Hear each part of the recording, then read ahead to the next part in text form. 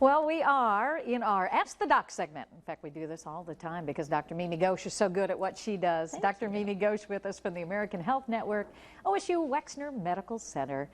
And we are going to answer the questions we do every week. Our callers are from all over Central Ohio, and our first caller is Curtis from Columbus. Good morning, Curtis. How are you? Very well, thank you. Can you go ahead and ask your question? Yeah, I was wondering what would be the cause of the white specks I see dancing in my vision sometimes. Oh. That's a good question.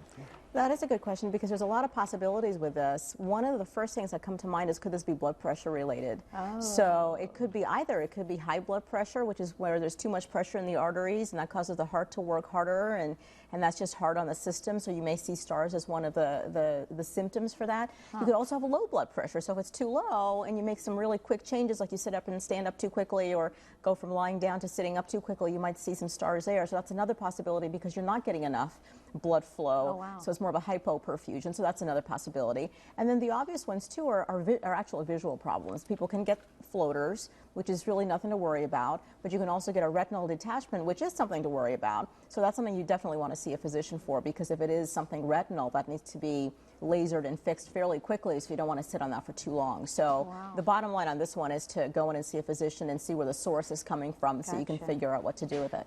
Hey, Curtis, can we ask you, do you have issues with your blood pressure at all?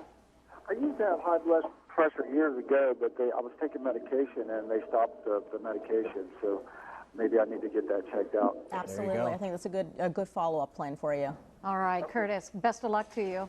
Thanks, for Okay, calling. thank you so much. All right, so we hear Molly from Lancaster is ready. Molly, are you there? Yes, I am. Hi, Sean. Hey, Molly, how are you?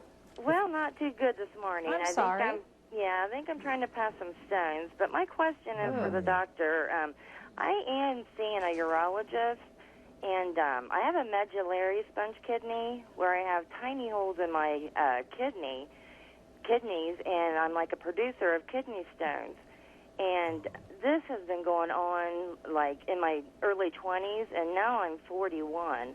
And I want to know how much radiation is enough from getting CAT scans. I mean, I'm in the hospital like every 3 months with infection and kidney stones. Oh, boy. And, yeah, so that really worries me a lot. And should I go see a specialist or just stay with my urologist? I mean, my urologist, he never asks me, I mean, what's in my stones, you know, what's causing it. I mean, we know what's causing it is the medullary sponge kidney, but why do I keep getting infection like this constantly? It's just, it's really hard. Sounds awful. Well, All right. medullary sponge kidney takes me back to medical school. We really don't see that very often, but she's absolutely right. I mean, it's basically a congenital disorder which causes dilatation of the tubes in her kidneys. She has almost a double or triple risk of urinary tract infection and kidney stones. So she's kind of stuck with this condition because of the congenital problem that she started off with.